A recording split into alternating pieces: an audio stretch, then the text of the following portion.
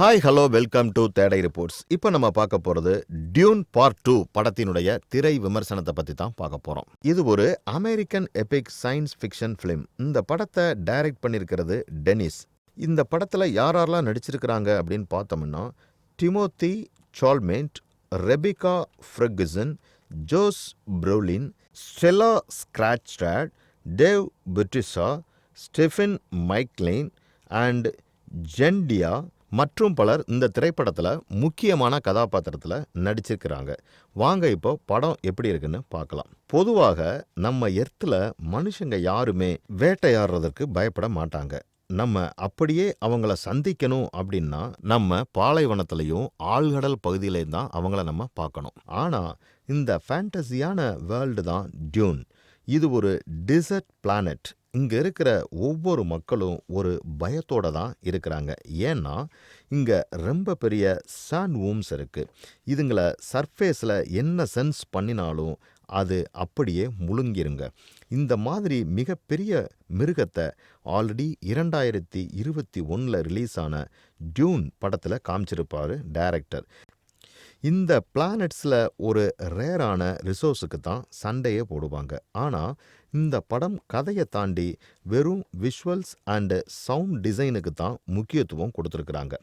இந்த படம் நிஜமாகவே டைமண்ட் ப்ளோயிங்காக இருக்குது. இந்த சாண்ட் வூம்ஸ் நம்மால் 2 வாட்டி தான் பார்க்க முடியும். அதுலேயும் குயிக்காக மனுஷங்களையும் அவங்களுடைய மெஷின்ஸையும் முழுங்கிவிடும்.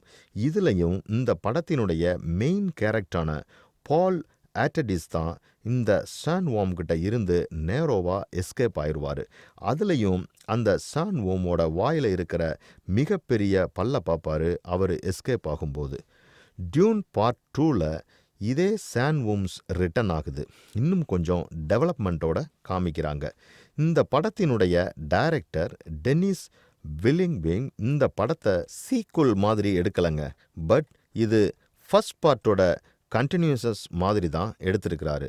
அதில் மட்டும் இல்லாமல் தேர்ட் பார்ட்டு வரும் அப்படின்னு சொல்லி ஒரு மிகப்பெரிய ஹிண்ட்டும் கொடுத்துருக்குறாங்க. கிறிஸ்டோஃபர் நோலன் மாதிரியே இருக்கிற இந்த படத்தினுடைய டைரக்டர் வில்லிங்விங் பெரிய லெவலுக்கு தான் டைரக்ட் பண்ணியிருக்காரு. ஆனால் அவர் ட்ரை பண்ண மாதிரி இந்த படத்தில் எதுவுமே அமையலைங்க. டைரக்டர் இந்த படத்தோட கம்போசர் ஹான்ஸ் ஜிம்மரை டிபெண்ட் பண்ணி இருக்கிறாரு. இந்த படத்தினுடைய ஸ்டன்னிங்கான விஷுவல்ஸுக்கு நல்லாவே சவுண்ட் எஃபெக்ட் கொடுத்துருக்கிறாரு அப்படின்னு தான் நம்ம சொல்லணும். இந்த படமான டியூன் பார்ட் 2 ஒரு இன்ட்ரோ மாதிரி பார்ப்பாங்க. இதோட ஃபர்ஸ்ட் பார்ட் பேண்டமிக் பீரியடில் ரிலீஸ் ஆச்சு. ஸோ இது தியேட்டர் அண்டு HBO மேக்ஸ்லையுமே இருக்குங்க. ஆனால் செகண்ட் பார்ட் தியேட்டரில் மட்டும்தான் பார்க்க முடியும். இந்த படத்தினுடைய டைரக்டர் ஒவ்வொரு சீனையும் ஒரு ஆர்ட் மாதிரி உருவாக்கியிருக்கிறாரு.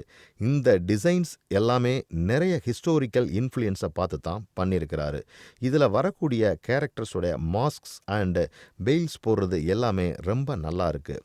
நீங்கள் ஃபர்ஸ்ட் பார்ட்டே பார்க்கல அப்படின்னா நிறைய பேக்ரவுண்ட் இன்ஃபர்மேஷனை கண்டிப்பாக மிஸ் பண்ணிடுவீங்க. இந்த படத்தில் டைரக்டர் டெனிஸ் அன்கோ ரைட்டரான ஜான் ஸ்டாபெக்ஸ் நிறைய பேரை பயங்கரமாக கொல்லப்படுற மாதிரி தான் கதையே ஆரம்பிக்குது. ஓப்பனிங் சீனில் பார்த்தீங்க அப்படின்னா பிரின்சஸை காமிக்கிறாங்க. இவங்க ராஜா எப்படி பெனின்ற ஒரு கேங்கோட சேர்ந்து பிளான் பண்ணி பால் ஃபேமிலியை டெஸ்ட்ராய் பண்ணி அவங்க பவரை அப்படியே கிட்னாப் பண்ணுறாரு அப்படிங்கிற மாதிரி தான் கதையை எடுத்துகிட்டு போயிருக்காங்க. ஹெர்பர்ட்ஸ் புக் சீரீஸை நம்ம படிக்கும்போது ஜென்ரலாகவே யார் வில்லன் அப்படிங்கிறது நமக்கு ஜென்ரலாகவே தெரிஞ்சிருங்க. ஆனால் சால்மெண்ட் பால் அப்படிங்கிற மெயின் கேரக்டரில் இந்த படத்தில் நடிச்சிருக்கிறாரு. இவரை பற்றி புரிஞ்சுக்கிறது தான் ரொம்ப காம்ப்ளெக்ஸாக இருக்கும். இந்த படத்தில் பாலுடைய ட்ராவல் நம்மால் பார்க்க முடியுது. இந்த படத்தில் இவர் எடுக்கக்கூடிய ரிவெஞ்ச் எல்லாமே ரொம்ப சாட்டிஸ்ஃபையாகவும் இருக்குங்க. ஸ்டார் வார்ஸ் சீரியஸில் வரக்கூடிய அனாகின் ஸ்கைவால்கர் அண்ட் ஹிஸ் சன் லுக் மாதிரி தான் இந்த படத்தில் வர்ற மெயின் கேரக்டரையும் டார்க் சைடு ஃபோக்கஸ் பண்ணி போயிட்டுருப்பார். ஸ்டார் வார்ஸில் வரக்கூடிய மோரலிட்டியோட கிளியர் கட் இந்த படத்தில் கிடையாதுங்க. இந்த படத்தில் இருக்கக்கூடிய எல்லாத்தையுமே அண்டர்ஸ்டாண்ட் பண்ணிக்கிறது ஒரு சேலஞ்சிங்கான விஷயந்தான். நிறைய நேம்ஸ் இருக்கும். ஒரு சில பிளானட்டுக்கும் அவங்க அவங்க லாங்குவேஜுக்கும் ஏற்ற மாதிரி ஒரு சில லாங்குவேஜ் ரொம்ப ஹார்ஷாகவும் இருக்கும். வார்னர் பிரதர்ஸ் லோகோ வரத்துக்கு முன்னாடி ஒரு டிஃப்ரெண்ட்டான பேஸ் வருங்க. அந்த மாதிரி தான் லாங்குவேஜ் இருக்கும். ஒரு சிலர் எப்படி நடிச்சிருப்பாங்க அப்படின்னா வெறும் ஹேண்ட் சிக்னல்ஸை யூஸ் பண்ணி பேசுவாங்க. இதெல்லாம் தான் இந்த படத்தில் அந்த richness and depth of the வேர்ல்டை ரொம்ப நல்லா காமிக்குதுங்க. ஃப்ராங்க் ஹெர்ப்ஸ் நோவல் டியூன் படிக்கும்போது நமக்கு புரிகிறது கொஞ்சம் கஷ்டமாக இருக்கும். ஏன்னா அவ்வளவு காம்ப்ளெக்ஸாக கதைகள் இருக்கும். ஆனால் இந்த படத்தினுடைய டைரக்டர் அந்த கஷ்டமான கதையாக ரொம்ப ஈஸியாக புரிஞ்சுக்கிற மாதிரி படத்தை எடுத்திருக்கிறாரு. இந்த படத்தில் ஒவ்வொரு விஷயத்துக்கும் எக்ஸ்பிளைன் பண்ணாமல் நடுவில் நல்ல நல்ல ஆக்ஷன் சீன்ஸ் எல்லாம் வருது. இதுதான் இந்த படத்தை ரொம்ப ஸ்மூத்தாக எடுத்துகிட்டு போகுது. இந்த டைரக்டரோட படம் ஃபாஸ்ட் பேஸ்டே கிடையாதுங்க. இவருடைய படங்களை பார்த்தீங்க அப்படின்னா எல்லாத்தையுமே ரொம்ப பொறுமையாக தான் ஒவ்வொரு விஷயமும் ரிலீஸ் பண்ணுவார். அந்த வகையில் இந்த படமும் ரொம்ப ஸ்லோவாகத்தான் இருக்கும். ஏன்னா டைரக்டர் கேரக்டர் டெவலப்மெண்ட் பண்ணுறதுக்கு ரொம்ப இம்பார்ட்டன்ஸ் கொடுத்துருக்கிறாரு. ஃபயர்மேன் வாரியர்ஸ் சானி மற்றும் பாலுடைய ரிலேஷனை ரொம்ப அழகாக காமிச்சிருப்பாங்க. ஆனால் ஜெசிகா அவங்களுடைய பையனுக்கு வச்ச பிளானோட இது செட் ஆகாதுங்க. இந்த படத்தில் டைனமிக் சேலஞ்ச் பண்ணுற மாதிரி டார்க் ஸ்கின்டு ஆக்ட்ரஸை இம்பார்ட்டண்ட்டான ரோலில் நடிக்க வச்சிருக்கிறாரு. அந்த வரிசையில் சானி அண்ட் ஸ்ட்ரிகர் ஹீரோவுக்கு ஈக்குவலாக இருப்பாங்க. இந்த படத்தினுடைய டைரக்டர் பாலுடைய எமோஷன்ஸ் ஜேர்னியை அழகாக காமிச்சிருக்கிறாரு. என்னதான் நிறைய டிவி சீரியஸ் பார்த்துருந்தாலும் இந்த படம் பார்க்குறதுக்கு செமையாக இருக்குங்க. இந்த படத்திற்கு பட்ஜெட் அதிகமாக இருந்தாலும் இந்த படத்தினுடைய சக்ஸஸ் கண்டிப்பாக அவசியமானதுன்னு தான் நம்ம சொல்லணும்.